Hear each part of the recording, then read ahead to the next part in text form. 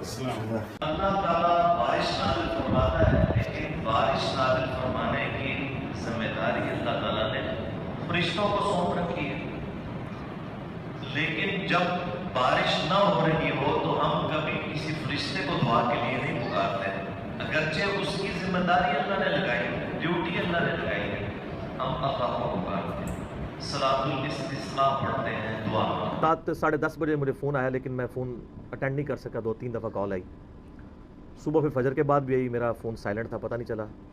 بل میں نے فون کر کے وائس میسیج ریکارڈ کروا دیا کہ جیسے ہی یعنی آپ اویلیبل ہوں تو مجھے کال کر لیں۔ تو پھر عید کی نماز کے بعد انہوں نے کال کی اور کہنے لگے کہ جی آپ میں اب پہلے سے بہتر ہوں تو آپ آ جائیں ملاقات کے لیے، عیادت کے لیے آنا ہے تو یہ بات ہے منڈے والے دن کی۔ تو میں نے کہا جی بہتر تو یہ ہے کہ ہم جمعے والے دن ہی آپ کے پاس آئیں، وہ زیادہ کنوینئنٹ ہے۔ کہنے لگے جی کتنے بندے لے کے آئیں گے؟ میں نے کہا جتنے آپ کے لے آتے ہیں۔ ظاہر ہے ہر بندے کی ایک خواہش ہے، ایک سیلیبریٹی تو ہیں وہ اس وقت، اس میں تو کوئی شک نہیں ہے۔ تو کہتے نہیں زیادہ لوگ نہ ہوں۔ پھر میں نے یعنی ڈیسائیڈ کر کے 8 جنت کے 8 دروازوں کی نسبت سے 8 بندے سلیکٹ کیے سمیت میرے، جو صحیح مسلم میں حدیث ہے کہ جو شخص وضو کرنے کے بعد ایک دفعہ پڑھ لے اشہد ان لا الہ الا اللہ وحدہ لا شریک لہ واشہد ان محمدا عبدہ ورسولہ، تو اللہ تعالیٰ اس کے لیے جنت کے 8 دروازے کھول دے گا، جس دروازے سے چاہے وہ داخل ہو۔ سبحان اللہ۔ تو پھر میں نے باقی بھائیوں سے مشورہ کیا کہ جی اس طرح ہم کوئی سلسلہ رکھتے ہیں، لیکن ہم نے اس کو ملاقات والے پروگرام کو پورا خفیہ رکھا ہوا تھا آخری وقت تک، یعنی تاکہ یہ ڈسکلوز نہ ہو۔ انہوں نے اپنے آبائی گاؤں میں ہمیں بلایا۔ وہ آبائی گاؤں یعنی ملتان کے اندر ہی آتا ہے، ایک قصبہ ہی ہے تلمبہ۔ تو اب نئی موٹر وے کھل چکی ہوئی ہے، عبد الحکیم تک وہ جاتی ہے موٹر وے کالا شاہ کاکو سے، اور عبد الحکیم انٹرچینج سے اتر کے آلموسٹ 15-20 منٹ کی ڈرائیو ہے ان کے گاؤں تک۔ تو انہوں نے مجھے بتا دیا، ہم نے وہاں سے پوچھ کے تو آسانی سے کوئی پرابلم نہیں ہوئی پہنچنے میں، بلکہ وہ راستے میں ان کا فون بھی آیا کہ کدھر پہنچے ہیں۔ پھر میں نے بتایا اتنا ہم یہاں پہنچ چکے ہیں۔ میں نے کہا بے فکر ہے ہم پہنچ جائیں گے آپ کے پاس۔ تو کہنے لگے سیدھا میرے ڈیرے پہ آپ نے آنا ہے۔ ظاہر آپ کو پتہ ہے وہ لینڈ لارڈ آدمی ہیں، ان کے ڈیرے ہیں، اپنے پورا ایک سسٹم ہے خاندانی طور پہ، وہ ایک اپنا کلچر ہے وہاں کا۔ تو آلموسٹ ہم کوئی 11:30 کے قریب وہاں ان کے ڈیرے پہ پہنچ گئے تھے، پوچھتے پچھاتے کوئی زیادہ مشکل نہیں ہوئی۔ تو وہاں پہ پھر ان کے جو بڑے یعنی کلوز ہیں اور ایڈمنسٹریٹر بھی ہیں ان کے مدارس کے، احتشام بھائی، انہوں نے ہمیں ریسیو کیا، اور مہمان خانے میں ان کا جو ڈیرے پہ مہمان خانہ بنا ہوا تھا وہیں پہ انہوں نے ہمیں بٹھایا۔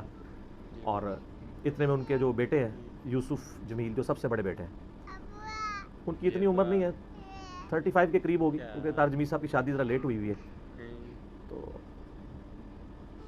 وہ بھی آگے ہمارے پاس، ان کے پاس پھر ہم بیٹھے رہے تقریباً آلموسٹ آدھا پونا گھنٹہ، ان سے گپ شپ ہوتی رہی مختلف ٹاپکس کے اوپر۔ زیادہ تر یہ سوشل میڈیا پہ جو دعوت کے حوالے سے کام تھا اس پہ میں نے ان سے ڈسکشن کی، اور چونکہ انہوں نے، میں نے بتایا تھا پچھلے دنوں میں نے ریکویسٹ کی تھی کہ یہ مونیٹائزیشن جو ہے اس کو آپ لمیٹڈ کریں، اس پہ ویڈیو اشتہار چل رہے ہیں اور باہر کے ملکوں میں تو انتہائی بے ہودہ اشتہار چلتے ہیں۔ اب ایک بندے نے طاہر جمیل صاحب کی ویڈیو کو کلک کیا ہے کوئی قرآن و سنت کی بات سننے کے لیے، آگے جو ہے وہ بے پردہ عورت آ گئی ہے۔ پاکستان میں بھی ایون بلیڈ کے اشتہار میں بھی عورت داخل کی ہوئی ہے، اور باہر کے ملکوں میں تو پھر اسکروٹننگ بھی اس کی ہونی چاہیے۔ تو ماشاءاللہ انہوں نے یعنی سن لی یہ بات جو پہلے میں نے فون پہ عرض کیا تھا، تو انہوں نے اپنے بیٹے سے مشورہ کر کے مونیٹائزیشن ختم کروا دی۔ تو میں نے پھر یوسف بھائی سے بات کی کہ میں نے ان کو بھی کہا تھا آپ ختم نہ کریں، کیونکہ پھر وہ مین سٹریم سے چینل آؤٹ ہو جاتا ہے، مونیٹائزیشن والا چینل جو ہے وہ پروموٹ ہوتا ہے یوٹیوب کی طرف سے۔ تو آپ اسکروٹننگ کر دیں جس طرح ہمارے بھائیوں نے کی ہوئی ہے کہ ویڈیو اشتہار کوئی نہیں آئے گا، اور جے پی جی اشتہار جو ہیں وہ، اور وہ بھی ان کی کیٹیگرائزیشن ہو جائے اس کے مطابق وہ ڈسپلے ہوں۔ کہنے لگے جی ہم اس کے اوپر ورکنگ کر رہے ہیں انشاءاللہ تعالیٰ۔ اور اس کے علاوہ اور کافی ساری چیزیں ڈسکس ہوئیں جو کچھ کانفیڈینشیل بھی ہیں، وہ ضرورت نہیں ہے اس کو ڈسکس کرنے کی۔ اسی دوران پھر مولانا کی طرف سے پیغام آ گیا جی ان کو گھر لیں اپنے گھر میں، وہ اپنے بیڈ پہ تھے۔ یہ بھی ہمارے لیے ایک خوشی کی بات تھی، انہوں نے اپنے بیڈ تک ہمیں یعنی رسائی دی، اور بڑے اچھے طریقے سے یعنی انہوں نے ریسیو کیا، اس کی یعنی بڑی محبت کی۔ بیڈ پہ لیٹے تھے، میں نے کہا لیٹے رہے، اٹھ کے وہ جناب کھڑے ہوئے، بڑے اچھے طریقے سے معانقہ کیا، ماتھے پہ بوسہ دیا۔ عیادت کرنا سنت بھی ہے، بخاری مسلم میں حدیث ہے مسلمان کے مسلمان پہ 5 حقوق ہیں، یعنی جب ملاقات ہو تو سلام کرے، دعوت دے تو دعوت قبول کرے، اور اس کے بعد چھینک آئے تو الحمدللہ کے جواب پہ یرحمک اللہ کہے، 3 ہو گئے. چوتھا بیمار پڑ جائے تو اس کی عیادت کرے، اور فوت ہو جائے تو اس کا جنازہ پڑھے. یہ 5 حقوق ہیں. تو اور یہ سنت بھی ہے، صحیح بخاری میں موجود ہے. سیدہ فاطمہ سلام اللہ علیہا جب نبی علیہ السلام کو ملنے آتی تھیں تو آپ علیہ السلام ان کو بوسہ دیا کرتے تھے ماتھے کے اوپر، یوں ان کو ریسیو کیا کرتے تھے. اسی طریقے سے کوئی بڑا بزرگ ہو، علمی یعنی شخصیت ہو، آپ اس کو علمی طور پہ ریگارڈ کرتے ہوں تو آپ اس کے ہاتھ بھی چوم سکتے ہیں. تو میں نے ان کے ہاتھ چومے، لیکن اس میں حد رکوع نہ جھکا جائے بلکہ ہاتھ کو اوپر کر کے یوں بوسہ دیا جائے. اور یہ بھی صحیح سند سے، الادب المفرد امام بخاری کی کتاب ہے، اس میں صحیح سند سے یہ ثابت ہے کہ سیدنا سلمہ ابن اکوع رضی اللہ تعالیٰ عنہ کو 2 تابعین ملنے کے لیے آئے تو انہوں نے اپنے 2 ہاتھ یوں بلند کر کے کہا کہ یہ میرے 2 ہاتھ ہیں جن سے میں نے نبی علیہ السلام کے ہاتھوں پہ بیعت کی تھی. تو ان تابعین نے ان کے ہاتھوں کو پکڑ کے چوم لیا، نبی علیہ السلام کی نسبت کی وجہ سے بھی اور ایک عزت دینے کے لیے بھی. اس سے 2 ہاتھ سے مسافہ بھی ثابت ہوتا ہے، دونوں چیزیں ثابت ہو جاتی ہیں. اس کے بعد پھر ہم یعنی سارے 8 کے 8 بھائی ان کے بیڈ روم میں چلے گئے تھے. انہوں نے شفقت فرمائی، وہ مجھے کہتے ہیں تم میرے ساتھ بیٹھ کے اوپر بیٹھو. میرے ساتھ بیٹھ گیا. پھر ظاہر ہے کہ احوال پوچھنے کے بعد مختلف چیزیں ڈسکس کی، انہوں نے کچھ نصیحتیں کی، کچھ گپ شپ میں باتیں ہوئیں. اور ظاہر ہے کہ وہ باتیں ایسی نہیں ہوتی ہیں ان کو پبلکلی اس طرح ڈسکس بھی کیا جائے، بل جو ہماری لیے اہم چیزیں میں وہ ڈسکس کر لیتا ہوں. میں نے ان سے یہ بات پوچھی ایک کانٹیکسٹ میں، اب وہ کانٹیکسٹ میں بیان نہیں کروں گا کہ کیا وجہ ہے کہ جو دیندار لوگ ہیں یعنی ان کے اندر حسد، دنیا کی محبت بنسبت عام لوگوں کے یعنی زیادہ پائی جاتی ہے، جیلسی فیکٹر. انہوں نے کہا جی میری بھی یہ آبزرویشن ہے کہ ایسے پایا جاتا ہے، اور اس کی وجہ جو ہے وہ دنیا کی محبت ہے. انہوں نے کہا اگر انسان خدا اورینٹڈ ہو تو کبھی انسان دنیا میں کسی منصب کے لیے، مال کے لیے ایفرٹ پٹ نہیں کرتا. اگر اس کو بالکل کھڈے لائن جسے پنجابی میں ہم کہتے ہیں، بالکل اسے سائیڈ لائن بھی کر دیا جائے تب بھی وہ اللہ کی رضا کی خاطر دعوت و تبلیغ کا کام جاری رکھتا ہے. تو ایک بڑی یعنی ایک اہم چیز انہوں نے اس حوالے سے ڈسکس کی. پھر وہ اسی ڈسکشن کے دوران انہوں نے کئی ایک احادیث بھی نبی صلی اللہ علیہ وسلم کے ریفرنس سے بیان کی، اور خصوصاً مجھے یعنی نصیحت کرنے لگے کہ یار تم چونکہ اختلافی موضوعات کو ڈسکس کرتے ہو تو میٹھی گولی میں نا یہ بات کیا کرو. میں نے کہا کوشش تو کرتے ہیں. پھر انہوں نے کہا وہ سورہ ال عمران میں نبی صلی اللہ علیہ وآلہ وسلم کے بارے میں اللہ تعالیٰ نے فرمایا ہے کہ اے نبی صلی اللہ علیہ وآلہ وسلم، اگر آپ کے مزاج میں سختی ہوتی، تیزی ہوتی، تو یہ آپ کے ارد گرد جو صحابہ کا جمگھٹا یہ آپ سے منتشر ہو جاتا. تو کہنے لگے چونکہ اختلافی موضوعات پہلے ہی اتنے کڑوے ہیں تو ان کو ذرا پازیٹیو انداز میں پیش کیا جائے تو بات لوگ ایکسیپٹ بھی کر لیتے ہیں.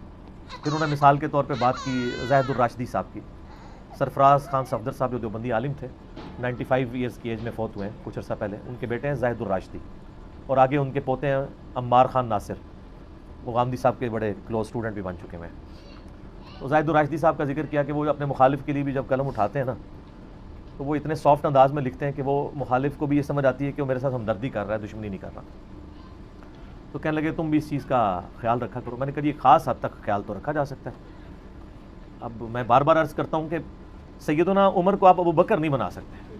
ان کے مزاج کی وہ تیزی ہے، کوئی ختم تو نہیں. اگر کوئی کر سکتا ہوتا تو نبی علیہ السلام کی مبارک صحبت تھی. ہر شخص کو اللہ نے ایک شاکلہ دیا ہے، وہ اس سے باہر نہیں نکل سکتا. اس طرح میرا بھی ایک شاکلہ ہے. البتہ ایک چیز کی گارنٹی ہونی چاہیے کہ آپ گفتگو کرتے ہوئے کسی کو گالی گلوچ نہ کریں اور غیر پارلیمانی، غیر مہذب الفاظ استعمال نہ کریں. باقی جو انداز بیان ہے وہ تو ہر شخص کا اپنا ہے. بلکہ سیدنا عمر تو کئی صحابہ کی انہوں نے آپ کو پتہ ہے پھینٹی بھی لگائی ہے، مار کٹائی بھی کر دیتے تھے. اور تلوار تو بخاری مسلم میں درجنوں حدیثیں ہیں. ذرا سا ان کو کسی پہ غصہ آتا تھا تو یا رسول اللہ اجازت دیں اس کی گردن اتار. تو میں حضرت عمر سے تو بہت نرم ہوں. جو مجھے لوگ سخت سمجھتے ہیں نا تو وہ اولو العلم قائما بالقسط بنتے ہوئے پہلے سیدنا عمر کے بارے میں ہمیں شرعی حکم بتائیں کہ نبی علیہ السلام کی موجودگی میں جو اس طرح کا ان کا رویہ ہوتا تھا.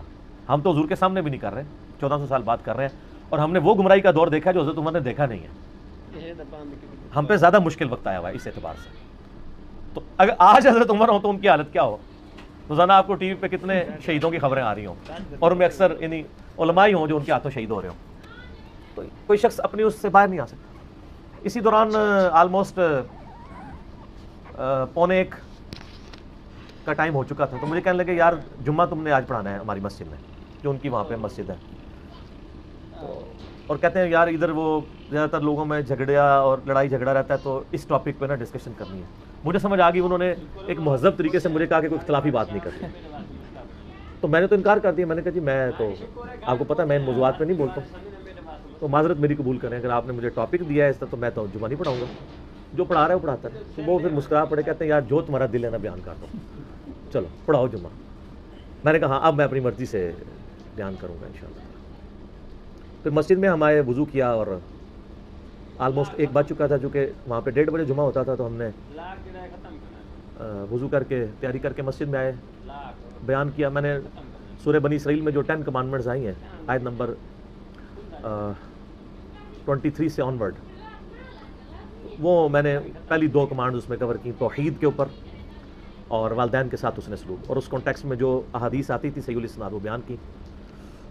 طارق جمیل صاحب میری تقریر کے شروع میں ہی, خطبے کے شروع میں ہی آلموسٹ پہنچ گئے تھے. پہلی صف میں بیٹھ کے انہوں نے خطبہ سارا سنا ماشاءاللہ.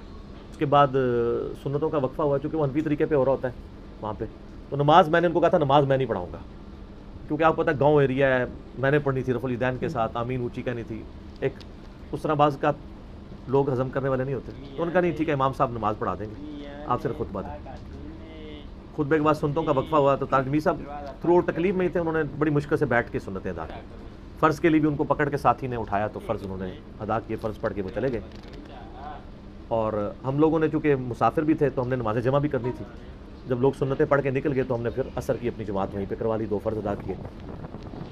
سنت ہے. سفر میں تو بخاری مسلم میں درجنوں احادیث ہیں. سفر کے علاوہ بھی صحیح مسلم میں اوپر تلے 10 احادیث ہیں انٹرنیشنل نمبر کے مطابق 1629 سے لے کے آن ورڈ. ابن عباس کہتے ہیں کہ نبی صلی اللہ علیہ وآلہ وسلم نے بغیر خوف کے, بغیر بارش کے, یعنی یہ بتانا چاہ رہے ہیں کوئی مجبوری نہیں تھی, مدینہ شریف میں یعنی بغیر سفر کے ہمیں زور اثر کی نمازیں جمع کروائیں اور مغرب اور عشاء کی بھی کروائیں. تو تابعین نے پوچھا یہ کیوں کیا تھا انہوں نے, تو ابن عباس نے کہا تاکہ اس امت کے لیے آسانی ہو جائے اور کوئی حرج باقی نہ رہے.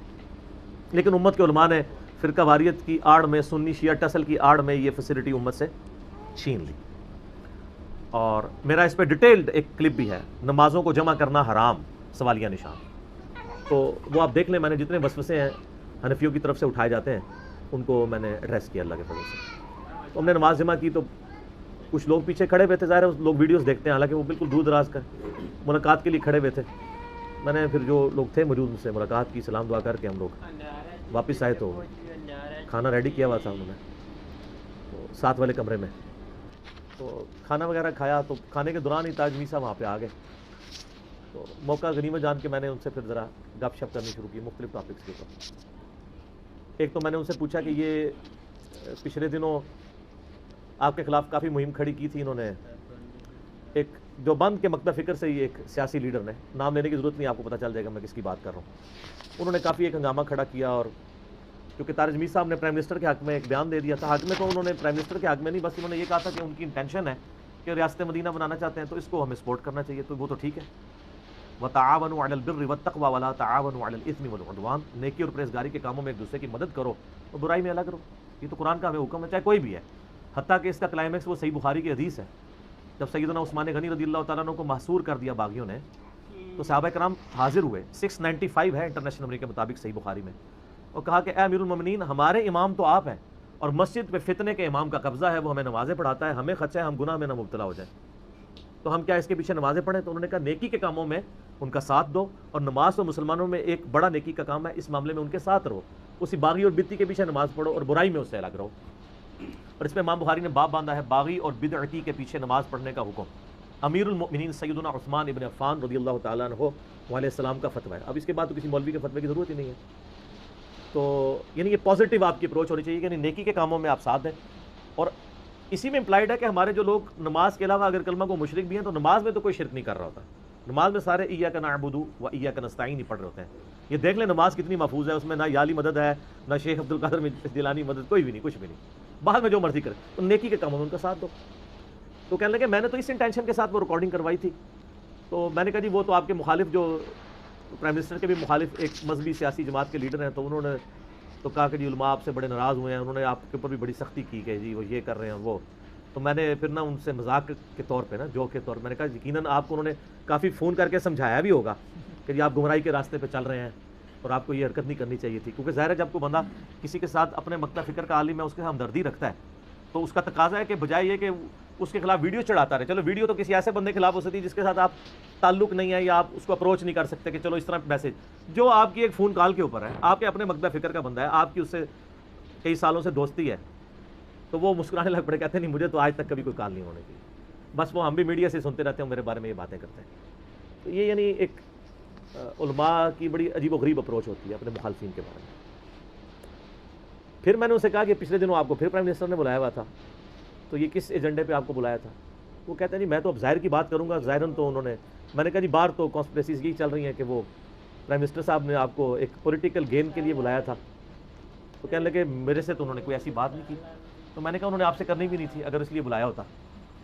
ظاہر کوئی یہ تو نہیں کہتا کہ میں آپ سے کوئی پولیٹیکل نمبرنگ کے لیے آپ کو بلا رہا ہوں. کہتے ہیں نہیں ایسا نہیں ہے، میں نے تو ان کو آبزرو کیا کہ وہ دین کے ساتھ مخلص ہیں اس حوالے سے. کہتے ہیں میں 1992 سے حکمرانوں کے پاس یعنی میرا آنا جانا ہے، جتنی حکومتیں رہی ہیں. تو وہ کہتے ہیں میری اپنی آبزرویشن ہے کہ میں نے اتنا دیندار بندہ پہلے نہیں کوئی دیکھا جو واقعی کمٹمنٹ رکھتا ہے دین کے لیے. اور وہ کہہ رہے مجھے بلایا انہوں نے اس لیے تھا، وہ کہہ رہے تھے مجھے آپ گائیڈ کریں کہ میں نے نبی علیہ السلام کی سیرت پڑھی ہے، اور آپ علیہ السلام کو اللہ تعالیٰ نے اتنے مختصر وقت میں اتنی کامیابیاں عطا فرمائی، تو ہم نبی صلی اللہ علیہ وسلم کی مبارک زندگی کو کس طرح پاکستان کے اندر امپلیمنٹ کر سکتے ہیں. تو بڑی اچھی بات ہے. اور اس کی یعنی اس کو میں انڈورس اس طرح بھی کروں گا. کل کی تقریر آپ نے پرائم منسٹر کی سنی ہے 17 اگست کی، جس میں انہوں نے کہا کہ پاکستان ایشین ٹائگر بننے کے لیے نہیں بنا بلکہ ریاست مدینہ کے لیے بنا. نبی صلی اللہ علیہ وآلہ وسلم کی سیرت کے مطابق زندگی ہمیں گزارنی چاہیے، تو پھر اللہ کی مدد آئے گی اور اللہ اس ملک کو اٹھائے گا. یہ انشاءاللہ تعالیٰ، یہ چاہے ان کے زبانی کلامی دعوے بھی کیوں نہ ہوں، فتویٰ ظاہر کے اوپر لگتا ہے. ہمیں بدگمانی نہیں کرنی چاہیے، پازیٹیو چیزوں میں ساتھ. مجھے آپ کو پتہ ہے کہ میں کئی سیاسی معاملات میں سخت ان سے اختلاف رکھتا ہوں، لیکن جب کبھی علماء کی طرف سے پرائم منسٹر پہ حملہ ہوتا ہے، کوئی ایسا معاملہ ہوتا ہے، تو میں فرنٹ سے دفاع بھی کرتا ہوں. اب جب کشمیر والا مسئلہ آیا تو اس میں آپ کو پتہ ہے میرا کلپ بڑا سخت ریکارڈ ہوا ہے. تو اب ہمارے کلپس تو سارے ایلیٹ کلاس تک یعنی فوج میں بھی اور جوڈیشری میں بھی اور پولیٹیشنز میں بھی پہنچتے ہیں. اب آپ دیکھ لیں، کل بھی یعنی ایک پریس کانفرنس ہوئی ہے، فارن منسٹر ہمارے جو ہیں شاہ محمود قریشی بھی بیٹھے ہوئے تھے، D G I S P R بھی تھے، اور وزیر اطلاعات بھی ہماری بیٹھی ہوئی تھی. تو کل کی سٹیٹمنٹس تو بڑی جاندار تھیں ان کی. پہلے تو لگ رہا تھا بالکل یعنی ساری قوم ہی جس طرح یعنی قوم تو جہاد کے لیے تیار ہے اور ہمارے حکمران اور ہمارے ادارے جو ہیں وہ بزدلی دکھا رہے ہیں. لیکن کل تھوڑی سی ٹون ان کی چینج نظر آئی ہے. تو اللہ کرے یعنی ہم تو دعا کرتے ہیں کہ یعنی کشمیریوں کو اس وقت ہمارے دلاسوں کی یا سیکورٹی کونسل کی قراردادوں کی ضرورت نہیں ہے. ٹھیک ہے، یہ بھی ایک فورم ہے، ہم اس کو اپریشیٹ کرتے ہیں. اصل چیز تو یہ ہے کہ ہم برائی کو ہاتھ سے روکیں. تو صحیح مسلم میں حدیث ہے کہ نبی علیہ السلام نے فرمایا کہ مؤمن وہ ہے جو برائی دیکھے تو ہاتھ سے روک سکتا ہو تو روکے. ظاہر یہ حکمرانوں کا کام ہے، عوام الناس کا نہیں ہے. عوام کا کام یہ ہے کہ وہ ٹیکس دے، فائنینشلی ان کو سپورٹ کرے، جو میں نے اس کلپ میں بھی بتایا کہ ہم سپورٹ کر رہے ہیں. اور اگر ہاتھ سے نہیں روک سکتے، کم از کم زبان سے برا کہو، وہ تو سارے کہہ رہے ہیں. اور اگر کوئی یہ بھی نہیں کر سکتا تو پھر کم از کم دل میں برا جانے. اور صحیح مسلم کے الفاظ اینڈ پہ کہ ذالک اضعف الایمان، یہ ایمان کا سب سے کمزور ترین درجہ. گونگے شیطان نہ بنو، زبان سے کم از کم برائی کو برائی کہنا چاہیے. اور حکمرانوں کا تو کام ہے کہ اس کو برائی کو ہاتھ سے روکیں جہاں تک ہو سکے. تو اس حوالے سے یعنی اب کشمیر کے حوالے سے ظاہر ہے ہمارے دل دکھے ہوئے ہیں. میں نے بھی آپ دیکھیں، میں ہمیشہ پاکستان انڈیا کے امن کی بات کرتا رہا ہوں. اس زمانے میں بھی جب یہاں پہ نان اسٹیٹ ایکٹرز تھے اور جب امن کی بات کرنا جو ہے وہ برا سمجھا جاتا تھا.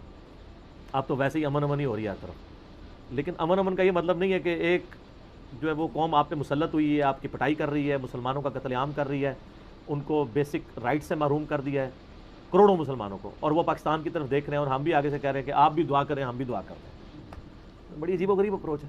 تو بال شکر ہے اللہ کے فضل سے یعنی چینج آ رہی ہے، اور چینج اسی طریقے سے یعنی سوشل میڈیا کے اوپر آواز بلند کرنے سے چینج آتی ہے. پھر تاج میر صاحب کہنے لگے کہ جی کہتے ہیں 34 سال میں یہ میری پہلی بڑی عید ہے جو گھر پہ ہوئی ہے. اور مجھے بڑا عجیب لگ رہا ہے، میں بیڈ پہ اپنے لیٹا ہوں. میں تو بڑا ایکٹیو ایکسٹروورٹ بندہ تھا، انٹروورٹ بن گیا ہوں. بیماری کی حالت یہ ہے کہ صرف جمعے کے لیے مسجد میں جاتے ہیں. وہ پچھلے کئی مہینوں سے وہ اپنے کمرے میں نماز پڑھ رہے ہیں. ان کا بیٹا جماعت کرواتا ہے، وہیں بیٹھ کے ساتھ یہ کھڑے ہو کے نماز پڑھ لیتے ہیں بیڈ کے اندر، بیڈ روم میں. تکلیف کی وجہ سے نکل نہیں پاتے. اب دیکھیں آدھے سر کا درد اور مسلسل ہو، آرام بھی نہ آتا ہو، مشکل ہو جاتا. تو کہہ رہے تھے 34 سالوں میں یہ پہلا موقع ہے کہ میں نے اپنے گھر میں عید کی ہے. اور اس کی وجہ یہ ہے کہ آپ کو پتہ ہے یہ تبلیغی جماعت کی طرف سے ہر سال حج کرنے کے لیے جاتے ہیں، یعنی ایز اے ریپریزنٹیٹو. سنت بھی ہے، نبی اسلام بھی اعلان نبوت کے بعد منا کے خیموں میں جا کے آؤٹ سائڈرس کو دعوت اسلام پیش کرتے تھے. اب تو خیر ماشاءاللہ مسلمان ہی ہیں جو وہاں پہ جاتے ہیں. تو انہی یعنی وہ جو منا کے خیموں میں آپ کو پتہ ہے سارا دن لوگ فارغ ہی بیٹھے ہوتے ہیں، کام تو کوئی بھی نہیں ہوتا. تو پھر جتنے دنیا سے سیلیبریٹیز یا بڑے بڑے لوگ گئے ہوئے ہوتے ہیں نا، تو طارق جمیل صاحب پھر ان سے ملاقاتیں کرتے ہیں. عامر خان سے بھی وہیں پہ ملاقات ہوئی تھی، عطا اللہ عیسیٰ خیلوی سے. ادھر تو ٹائم نہ دیں، ادھر تو کم از کم وہ فارغ ہی بیٹھے ہوتے ہیں، انہوں نے بھی ٹائم گزارنا ہوتا ہے. تو طارق جمیل صاحب آفیشلی یعنی رائمنڈ مرکز کی طرف سے حج کے لیے ہر سال جاتے ہیں، اور کہتے ہیں 34 سالوں میں مسلسل جا رہا ہوں. اس کی وجہ سے عید ادھر ہی ہو جاتی تھی ان کی. اس دفعہ کہتے ہیں میں نہیں جا سکا بیماری کی وجہ سے. دعا کرے اللہ تعالیٰ ان کے لیے آسانیاں فرمائے، ان کو شفا عطا فرمائے. اور بلکہ کل شاہ جی مجھ سے کہہ رہے تھے جی طارق جمیل صاحب کی کوئی ریپلیسمنٹ ہے تبلیغی جماعت میں؟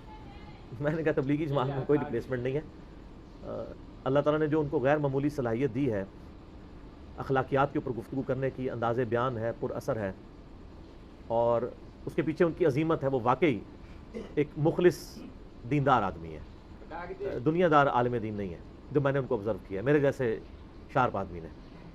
تو وہ اللہ تعالیٰ نے ان کی آواز میں برکت دی ہے الحمدللہ. اور ہمارے پاس ایسٹ ہے ان کی تقاریر جو ویڈیو میں ریکارڈڈ ہے الحمدللہ. اور انشاءاللہ تعالیٰ جب تک یوٹیوب اور یہ سوشل میڈیا ہے لوگوں کے لیے اصلاح کا سبب انشاءاللہ ان کی ویڈیوز بنتی رہیں گی انشاءاللہ. میں نے خیر ان کو دم بھی ڈالا تھا اس وقت، اور دعا بھی میں نے کی ان کے لیے، اور انہوں نے بھی ہمیں بڑی دعائیں دی، اللہ کا شکر ہے. اور کھانے کے دوران کافی ساری گپ شپ ہوئیں، کئی باتیں جو ہیں ڈسکس میں نے کر لی ہیں. بات میں نہیں کروں گا، اس کی وجہ یہ کہ وہ پھر ایسی باتیں ہو جائیں گی کہ وہ پھر جب باہر نکل جائیں تو پھر لوگ عجیب و غریب باتیں کرتے ہیں، کیونکہ وہ بڑا کرٹیکلی دیکھ رہے ہوتے ہیں میری ویڈیوز. میں نے ان کو کچھ باتیں ریفر کی. میں نے کہا جی وہ آپ کا جو میسج ٹی وی والوں کے ساتھ وہ کاپی رائٹس کا جھگڑا چلا تھا، آپ نے مجھے منع کیا تھا، لیکن میں نے پھر بھی تھوڑا سا کنٹرول الفاظ میں اس کو ڈسکس کیا ہے. کہتے ہیں میں نے وہ سارا دیکھا ہے، بالکل ٹھیک کیا ہے، تم نے وہ لمٹ کراس نہیں کی ہے، اتنا ہی کرنا چاہیے. کرنا بھی ضروری تھا، ظاہر ہے لوگ پوچھ رہے تھے. اس اعتبار سے یعنی میں ایک کنٹرول الفاظ میں یعنی میسیج کنوے کر رہا ہوں اللہ کے فضل سے. پھر وہاں ہم نے اینڈ پہ وہ تصویریں وغیرہ بنوائی ان کے ساتھ جتنے ہمارے ساتھ بھائی گئے ہوئے تھے. تو پھر مجھے جاتے انہوں نے کہا یہ تصویریں مجھے آپ نے دینی ہے، ہم اپنے پیج پہ اپلوڈ کریں گے. تو وہاں پہ احتشام بھائی تھے، تو ان کے ہم نے واٹس ایپ پہ اپنے بھائی کے تھرو اس کو ان کو فارورڈ کر دی. تو انہوں نے آلموسٹ، ہم واپس چونکہ فیصل آباد آ رہے تھے وہاں سے، ہمارے فیصل آباد پہنچنے سے پہلے ہی آلموسٹ 5 بجے تک انہوں نے شیئر کروا دی تھی اپنے فیس بک پیج کے اوپر تصاویر. ہم نے تو ابھی تک نہیں کروائی ہیں، ہم چونکہ سنڈے کا انتظار کرتے ہیں، پراپر ورکنگ کرنی ہوتی ہے. ہمارے پاس چھوٹی سی ویڈیو بھی ہے، وہ بھی ساتھ جوڑ کے تصاویر جوڑ کے ایک مینیجیبل فارم میں یہ میری آج کی جو گفتگو ہے اس کو ہم اپلوڈ کریں گے. ظاہر لوگ پوچھ رہے ہوتے ہیں، اس اعتبار سے لوگ دیکھ بھی رہے ہوتے ہیں، انڈر آبزرویشن ان چیزوں کو لوگوں نے رکھا ہوتا ہے. تو بہتر یہ ہے کہ میں نے سوچا کہ ہم اتوار کا انتظار کریں. ایز یوزول جتنے بھی ایشوز ہیں آپ کو پتہ ہے میں سنڈے کا انتظار کرتا ہوں، سنڈے والے دن ہی اس کو ریکارڈنگ میں لایا جاتا ہے تاکہ مینیجیبل فارم میں ان چیزوں کو پیش کر دیا جائے. تو اس کے بعد اسی دوران کی طبیعت کافی زیادہ یعنی خراب ہو گئی تھی، ڈاکٹر کو بھی انہوں نے بلوا لیا تھا. پھر وہ اپنے کمرے میں چلے گئے، اجازت لی ہم نے. ہم پھر واپس گاڑی کی طرف آئے تو بلکہ اس وقت پھر مجھے احتشام بھائی بتانے لگے کہ انہوں نے آنے والے 1-2 دنوں کی کمٹمنٹس کینسل کر دی ہیں، ان کی طبیعت ٹھیک نہیں ہے، بہت زیادہ اپ سیٹ ہے طبیعت. دعاؤں کے ساتھ انہوں نے رخصت کیا، اور ساتھیوں نے بھی ماشاءاللہ. ہم آلموسٹ وہاں سے دوپہر کو 3 بجے نکلے تھے فیصل آباد کے لیے. یہ یعنی ہمارا وہاں پہ ٹوٹل معاملات رہے ان کے ساتھ، ڈسکشن کے پوائنٹ آف ویو سے بھی، ملاقات کے لحاظ سے بھی ایک اچھی چیز تھی اس حوالے سے کہ ذرا ملتا جلتا رہے بندہ. تو کئی ایک چیزیں جو ہیں وہ موقع ملتا ہے اپنا پیغام پہنچانے. مثلا میں نے ان کو اپریشیٹ کیا اس حوالے سے کہ جو آپ نے فضائل اعمال میں جو واقعات لکھے ہوئے ہیں جن کے بارے میں ہم کہتے ہیں یہ صوفیت والے واقعات کتاب و سنت کے منافی ہیں، تو آپ نے یہ ویڈیو ریکارڈ جو کروائی ہے اور اس کو کنڈیم کیا ہے. تو کہنے لگے میں تو شروع سے ان چیزوں کے خلاف ہوں. میں نے کہا لیکن اب آپ جو سامنے آئے وہ تو اب آئے ہیں. ان کا نہیں، میں ان چیزوں کو شروع سے رہبانیت کو اسلام کے منافی سمجھتا ہوں. تو باقی وہ کہتے ہیں میں جتنا یعنی کنٹرول انوائرمنٹ کے اندر اپنا میسیج بڑے بزرگوں تک جو رائیونڈ میں بیٹھے ہیں کوشش کرتا ہوں کہ پہنچا دوں. اور ان کے زیر تمام این جی اوز، ایک این جی او بھی انہوں نے بنائی ہوئی ہے طارق جمیل فاؤنڈیشن کے نام سے، غریب لوگوں کی مدد کرنے کے لیے. تو باقی اپنے مدرسوں کا بھی ان کا سلسلہ، آلموسٹ 140 ملین ان کا سال کا بجٹ ہے، 140 ملین. تو آپ دیکھ لیں ماشاءاللہ. تو ظاہر ہے کہ لوگ سپورٹ کرتے ہیں ہم کو، وہ خود انہوں نے کوئی درخت تو نہیں لگائے ہوئے جہاں سے نوٹ توڑتے ہیں. لوگ سپورٹ کرتے ہیں, لوگ سپورٹ کرتے ہیں تو وہ لوگوں کے اوپر لگاتے بھی ہیں. مدرسوں کے سسٹم ہے, بچوں کے ہم نے اسٹوڈنٹس کے حوالے سے جب آبزرویشن کی کہ اچھے ان کے یعنی رہائش کا انتظام اچھا رکھا ہوا ہے, کھانے پینے کا باقاعدہ میس سسٹم ہے, میس مینیجر, یہ سب کچھ انہوں نے پراپرلی جس طرح یونیورسٹیز کے اندر چیزوں کو مینیج کیا جاتا ہے نا, اس طرح انہوں نے رکھا ہوا ہے. یعنی اگر وہاں پہ بچے داخل ہوتے ہیں تو وہ ایک اچھے اسکول یا کالج کی طرح ٹریٹ کیا جاتا ہے ان کو, ان کی ہر ضرورت کا خیال رکھا جاتا ہے, صاف ستھرا ماحول دیا جاتا ہے. یہاں تو عموماً مدرسوں میں دیکھتے ہیں کہ بچے بیچارے بیماریوں میں ہوتے ہیں, اور اکثر بچے تو بیچارے خارش ہی کر رہے ہوتے ہیں. آپ اگر کسی بچے کے ساتھ نماز کے لیے کھڑے ہو جائیں تو نہ ان کو پراپر دوائیاں دی جاتی ہیں, نہ ان کی اس طرح ٹریٹمنٹ ہوتی ہے. اور میں تو یقین کریں, آپ اگر خود صاحب اولاد ہونا تو پھر آپ اس درد کو فیل کر سکتے ہیں. چھوٹے چھوٹے بچے لوگ مدرسوں میں چھوڑ جاتے ہیں. خیر انہوں نے اس لحاظ سے سختی رکھی ہے, چھوٹے بچے نہیں لیتے, کم از کم میٹرک پاس, اس کے بعد وہ شروع کرتے ہیں. بال مدرسوں میں بھی اتنے چھوٹے بچے, گھر میں بھی آپ کو پتہ ہے بچے کتنے شرارتی ہوتے ہیں, لیکن آپ مدرسوں میں دیکھیں جس طریقے سے پٹائی کرتے ہیں یہ ٹیچرز, کیا اس طرح کوئی اپنے بچے کی پٹائی کرتا ہے؟ کتنا وحشیانہ انداز. مجھے تو یقین کریں بہت ترس آتا ہے. ہاں جب تک اپنے بچے نہیں تھے تو مجھے ایک یوزول معاملہ ہی لگتا تھا کہ یار ایسے ہی ہوتا ہوگا, لیکن اب میں سوچتا ہوں یار اپنے بچے کو مارنے کو نہیں دل کرتا, دوسرے بچے کو تو ویسے ہی بندے کو ہاتھ نہیں لگانا چاہیے جو بیچارہ ماں باپ سے دور ہے, اور وہ بھی زیادہ تر غریب ماں باپ ہیں جو خرچہ نہیں اٹھا سکتے, تو انہوں نے اپنے مدرسوں میں بچے داخل کروائے ہوئے ہیں. اس لحاظ سے میں یعنی اگرچہ میں مدرسوں کے علماء, ان کے ایٹیچیوڈ کے کئی چیزوں کے خلاف ہوں, لیکن اس لحاظ سے میں مدرسوں کو پروموٹ کرتا ہوں کہ پاکستان کی سب سے بڑی این جی اوز اگر کوئی ہے نا, نان گورنمنٹ آرگنائزیشن جو لوگوں کو فائنینشلی, بچوں کو مال اور لباس کے اعتبار سے سپورٹ کر رہی ہے, وہ یہ ہمارے مدرسہ سسٹم ہے. غریب لوگ یہاں پہ پڑھ رہے ہیں, ان کا فائدہ ہو رہا ہے, تو سپورٹ کرنا چاہیے ضرور, لیکن سپورٹ کے ساتھ انڈر آبزرویشن بھی ان کو رکھنا چاہیے کہ جو مال پانی آپ مدرسوں کو دے رہے ہیں وہ بچوں کے اوپر لگ رہا ہے یا ان کے اساتذہ کے اوپر لگ رہا ہے. تو یہ جناب ہماری ٹوٹل یعنی تھی وہاں کی روداد. اور پھر راستے میں وہ ان کا فون 7:30 بجے پھر آیا, میں نہیں اٹھا سکا, پھر کافی ایک دفعہ پھر فون آیا, میں نہیں اٹھا سکا. پھر میں نے شام بھائی کو فون کیا, وہ کہتے ہیں وہ مولانا کی عادت ہے جب ان سے کوئی رخصت ہو کے جاتا ہے تو وہ جب تک گھر نہ پہنچے تو وہ کنفرم کرتا ہے. پھر اگلے دن یعنی 17 اگست کو عصر کی نماز کے لیے میں جا رہا تھا تو ان کی کال آئی, تو میں نے اسی وقت ان کو اس وقت اٹینڈ نہیں کر سکا, میں نے خود کال کی تو کہنے لگے میں نے یہی پوچھنا تھا کہ آپ پہنچ گئے گھر. میں نے دعائیں وغیرہ دی. بہرحال ایسے لوگ امت کے لیے سرمایہ ہے. علمی اختلاف تو کبھی بھی ختم نہیں ہو سکتا. وہ مولانا اسحاق صاحب والی بات ہے رحمہ اللہ تعالیٰ, وہ کہتے تھے کہ اختلاف ختم کرنا ہے نا تو اس کا ایک ہی حال ہے کہ دنیا کے سب لوگ پاگل ہو جائیں اور سوچنا چھوڑ دیں. جب سوچنا چھوڑ دیں گے, عقل سے پیدل ہو جائیں گے, پھر اتفاق ہو سکتا ہے. نبی کی موجودگی میں اختلاف کو دبایا جا سکتا ہے. نبی جب دنیا سے چلا جائے پھر بڑے سے بڑی شخصیات بھی ہوں, اختلاف رائے آپ کو خلفائے راشدین میں بھی نظر آئے گا. تو آج بھی باقی ہے, تو اس کو اس لیول پہ نہیں لے کے جانا چاہیے کہ آپ نفرتیں پھیلائیں. میرے اوپر اکثر اعتراض لوگ کر رہے ہوتے ہیں کہ جی باقی علماء کی عزت نہیں کرتا ہے, طارق جمیل صاحب کی کیوں اتنی عزت کرتا ہے. تو باقی علماء بھی طارق جمیل بنے نا حافظہ اللہ تعالیٰ, تو عزت کروا لیں. وہ تو تھنک آؤٹ آف باکس کر رہے ہیں, فرقوں سے باہر نکلے ہیں, ان کے اندر اتنی ٹالرنس ہے. آپ امیجن کر سکتے ہیں کہ وہ جمعے خطبے کے لیے انہوں نے کر دیا, یہاں تو آپ کسی حنفی مسجد میں اونچی آمین کہہ دیں تو کتنی نفرت سے دیکھتے ہیں, چاہے جا کے ممبر پہ جگہ دیں گے اس کو. تو سر پھر اتنا حوصلہ آپ جب پیش کریں گے تو پھر ظاہر ہے کہ اس کا رسپانس بھی اسی طریقے سے آئے گا. تو ہماری کوشش یہی ہوتی ہے کہ جو اس طرح کے لوگ ہیں ان کے ساتھ رابطہ رکھا جائے, دعوت و تبلیغ کے حوالے سے بھی. اور آپ کو پتہ ہے میں تبلیغی جماعت کا بہت بڑا سپورٹر ہوں. میں سمجھتا ہوں کہ دیوبندیت کو تباہی سے اگر بچایا تو تبلیغی جماعت نے بچایا, ورنہ تو یہ ان میں جو وائلنسی جتنی آ چکی تھی, وائلنٹ ہو چکے ہوئے تھے.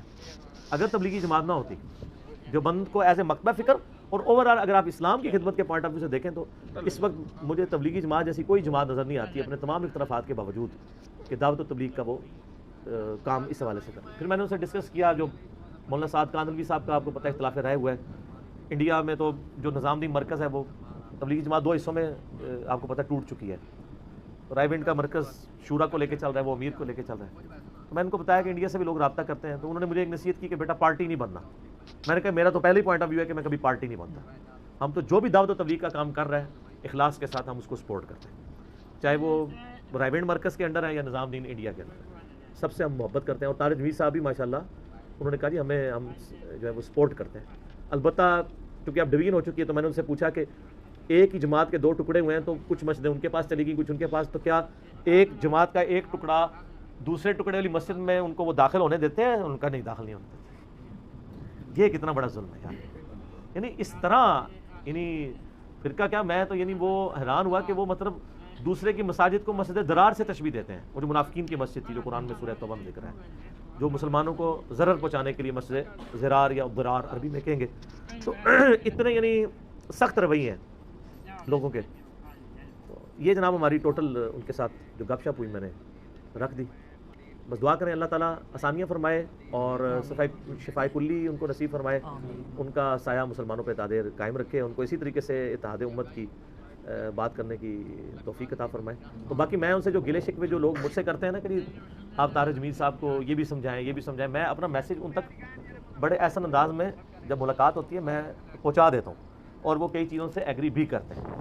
یہ نہ سمجھیے گا کہ مطلب میں, اور جب وہ مجھے ڈائریکٹلی چند باتوں کے اوپر کہہ دیتے ہیں کہ اس کو ایسے کرنا چاہیے تو مجھے بھی حق حاصل ہے, میں ان کے سامنے پوائنٹ آف ویو رکھتا ہوں اور ماشاءاللہ وہ قبول کرتے ہیں. لیکن میں وہی بات کروں گا جو پرائم منسٹر نے کی.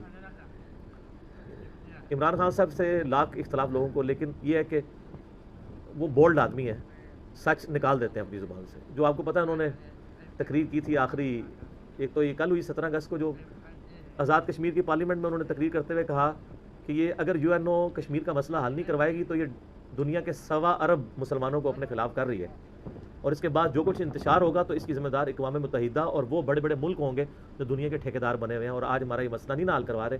ان کا کہ ہاں رہا, انہوں نے کہا رہا ہم حکمرانوں کا مسئلہ, تو پھر انہوں نے مسکراتے ہوئے کہا کہ یار ہماری تو بڑی مجبوریاں ہوتی ہیں. یعنی اس پوسٹ کا تقاضا ہے کہ ہم اس طرح منہ نہیں کھول رہے, لیکن اس کا یہ مطلب نہ سمجھیے گا کہ ہمارے اندر وہ والے جذبات نہیں جو ایک عام مسلمان اپنے دوسرے مسلمان بھائی کے لیے اس کا دل دھڑکتا ہے. تو مجھے بڑی خوشی ہوئی کہ یار اس لیول پہ کم از کم یہ بول دینے سے اب مجھے یہ تسلی ہو گئی ہے کہ میرا پرائم منسٹر اس وقت جو میرے جذبات ہیں کشمیریوں کے لیے اس کے بھی باہر وہ نہ ہو اندر ضرور وہی ہیں. تو یہ بولڈنس ہے ان کی.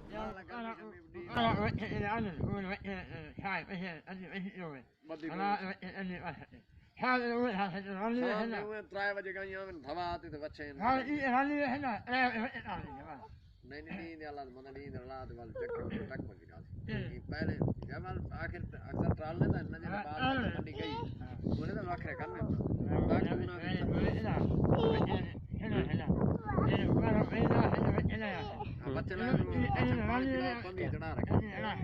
وہ شام 3-4 بجے ٹائم ہویا گالے کاٹ چاہ پانی کڈیا کاٹ گالے کاٹ سوال بچے اللہ